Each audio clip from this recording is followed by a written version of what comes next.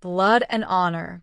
In the dim glow of New York City's skyline, the Verducci family had reigned supreme for nearly half a century. Their empire stretched from the dark alleys of the Bronx to the towering financial institutions of Wall Street. At its helm sat Don Salvatore Verducci, a man of cunning and ruthlessness, who had built his fortune on the backs of gambling rings, arms deals, and quiet alliances. Now, Don Salvatore was aging, his once formidable body slowed by years spent ruling the underworld. His 3 children, Luca, Isabella, and Marco, were poised to inherit the kingdom, though they had different visions of power. Luca Verducci, the eldest, was a calculated man, groomed from a young age to one day take over. He understood power like a chessboard, each move deliberate. Luca's intelligence earned him the respect of both his father and the old guard of the family.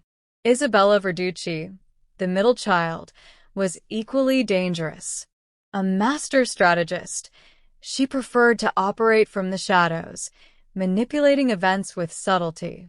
Though often underestimated, Isabella's cunning made her indispensable.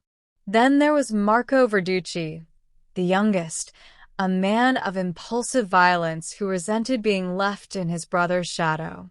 While Luca used diplomacy, Marco believed power came from fear. He saw the family's control as stagnant, thinking Luca too cautious to seize the empire's full potential. Tension between the brothers had simmered for years, each competing for their father's approval. Everything came to a head when a lucrative drug trade route opened from Colombia to New York, offering billions. Luca argued against entering the drug trade, fearing the heat from law enforcement and rivals. Marco saw it as their chance to take over the entire city. Don Salvatore ultimately sided with Luca, knowing the risks. But Marco, furious, went behind their backs, secretly meeting with Alejandro Morales, leader of the Colombian cartel. Marco promised them the Verducci family's resources, confident the cartel's support would help him overthrow Luca. For weeks, Marco built his own faction, gathering loyalists. Luca had heard whispers, but hesitated to believe his brother would go so far. It wasn't until Isabella confirmed Marco's plans that Luca realized the depth of the betrayal. Isabella confronted Luca late one night. "Marco's too close to the cartel. If he moves, we're all in danger," she warned. Luca, torn between loyalty to his brother and duty to the family, knew the time for action had come. Word came that Marco was meeting the cartel at an abandoned warehouse. Luca gathered a few trusted men and went to confront his brother. In the dim light of the warehouse, Marco stood defiantly, flanked by cartel soldiers. "You shouldn't have come, Luca," Marco said, his voice cold. "This is my time now." Luca stepped forward, his expression grim. "You don't have to do this. You can still walk away."